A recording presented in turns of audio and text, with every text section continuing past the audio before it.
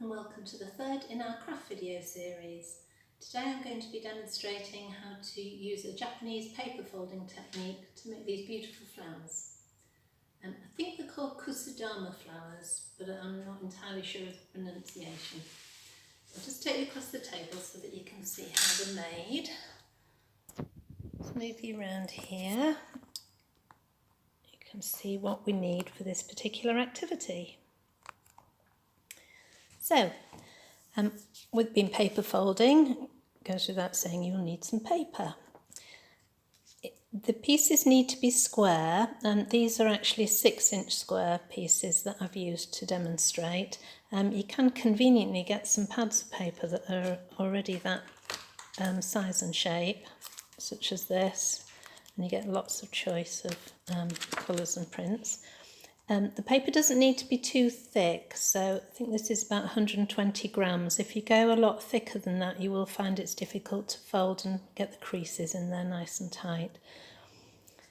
So you will need 6 pieces of paper like this, and you can choose whether or not you have 6 pieces all the same, in which case obviously all your petals would be the same colour and print, or you can choose to mix it up a little bit and choose papers that blend together or are colour coordinated and make something that's varied like this. It's quite nice to have some papers that do actually match each other, so you could go for a sequence. I think there's 3 here, so there's 3 different papers that are then repeated again on the other side. You will need a button to finish the flower off and the stem. For the stem on these, I've just used one of the usual garden sticks that you can buy, such as this pack here. And the size that I've used, I've just broken them in half to make a nice sized stem that I've got here. Okay, so you will also need some nice strong PVA glue and pegs. Just household pegs. I'll show you why you need those in a little while. Right, so the folding technique that you need to use, I'll just demonstrate here. So you take one of your squares. The first thing you're going to do is fold it in half, point to point, like so. Put a nice firm crease in the bottom there. And then you take this bottom point here up to meet the top one. Like so, and the same again on the other side. Make sure you get a nice tight crease in the bottom there.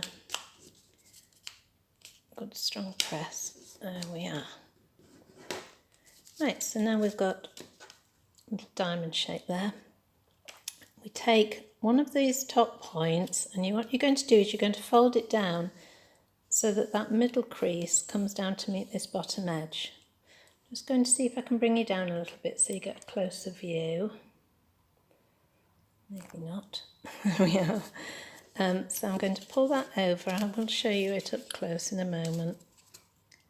You fold it down to meet that edge. And again, just make sure you get the crease nice and tight in that bottom corner. You do the same on the other side. So a nice tight fold in the corner. There we are. So I'll just bring it up closer so you can see there. This is the shape you've got at the moment.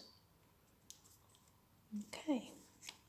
So the next part, what you're going to do is lift up this edge that you've just folded here, and you're going to pop your finger in there to open the crease out a little bit. You see, I'm just opening it out so that when you press on that long creased edge that you have here, it will just want to fold down flat, like so. I'm losing focus slightly, aren't I? Here we are. See? And you do the same again on the other side. So I'm lifting it up, put my finger in there to open up the crease, press on the very long folded edge. Just do that a bit more. What you're doing is just helping it to open out from the bottom there. There we are. and it should look like that. And then we bring the points down so that they make a nice neat edge along the top there again, so you're just bringing them down to match there. And over they go. Now at this point you've got a choice. You could choose to tuck those in so that you have no white edges showing, or you can leave them. I'll show you what difference it makes. If you fold them in, then your petal's going to be completely the same colour.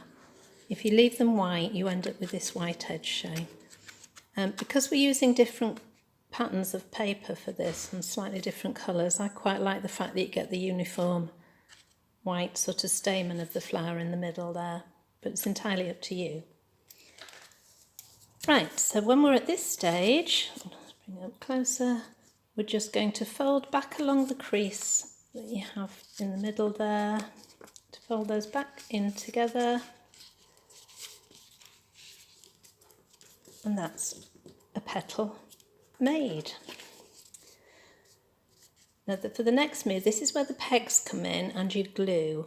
We're not going to actually make a crease, we're just curving this round because this is one of your petals, so you don't want a crease down the middle there, you want a nice curve. So we put glue on one of these folded edges here.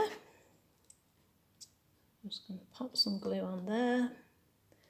That's why it's good to have a nice strong PVA, then glue makes it nice and tight bond. And we bring that over, bring those two edges together and pop a peg on it. The peg will hold it in place while the glue dries. And you've made one petal. So to make the flower you need 6 petals, and in proper Blue Peter fashion, here are 6 I prepared earlier. There we are. So I've got 6 petals here that I've made. All should be dry now, so I'm going to take off the pegs quickly. And then you just need to plump out your petals a little bit, because while they've been pegged they get a little bit squished, just to get them nicely open there. So just do the same for all of them. I'm just gently giving a little squeeze on that glued edge and opening them out a little bit in the middle. The next thing you will need, if you've got it, is hot glue. If you've got a hot glue gun. If you haven't, you can use your strong PVA, but it makes the job a bit quicker if you've got a glue gun. So we'll get all our petals nicely plumped out there. Right, so before we start attaching anything to the stick, the stem, just think about the order you're having them in, because I've got 3 different patterns here. I'm going to put them together in groups of 3, so just to remind myself, I'll put them in the order they're going to be in. And for the first 3, we actually glue those together and then we put the stick on and then apply the other petals. So I'm going to take one petal here, just going to get the hot glue gun and just running the glue along that middle edge there, like so. Just run it along there. So I'm almost in the middle but just not quite, so that I can then attach one of the petals, I'm not riding a bike. There we are. So they're not quite in the very centre glued together, they're just slightly off centre. And get another one and do exactly the same thing again on that side. So run the glue along the edge there, attach the other petal. Right, so there we are. So you can see it's already taking shape, and at this point this is where we need to add the stem of your flower. So we're going to run glue right down the middle here of your petals, your 3 petals. So we're running it down that gap down the middle, not quite to the very end because I'm not going to lay the stem the whole length, and pop your stick in before the glue has a chance to dry.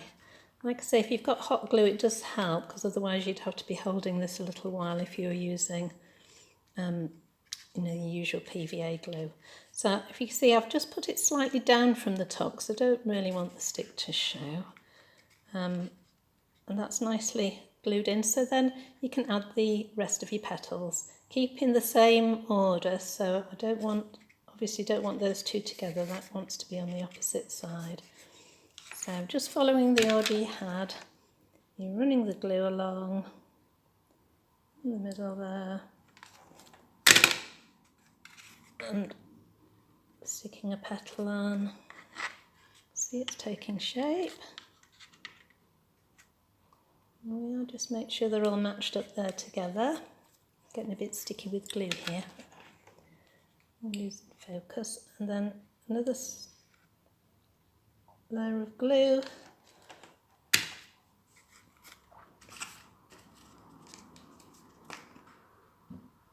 Next petal, on it goes, and that just leaves a gap for your final petal.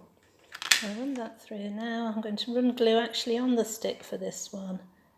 It's going down the middle there.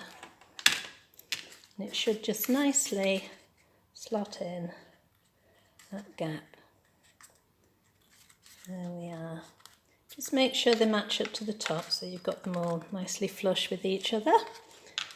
Oops, that twirled lovely, didn't it? I'm just going to pull you slightly over this way so that you can see I'm not catching the stick on the table. And then all that remains is to pop a button on the top. So all I'm going to do for that is run the hot glue around the top corner there. I don't know if I mentioned earlier that you need a button. So at this point I will say you will need a button that tones in nicely with whatever papers you've chosen to use. Pop the button on there and we're done. You can see that clearly. And there we have it, Kusudama flower. Thank you for watching. I hope you'll join us again for another craft video. Bye!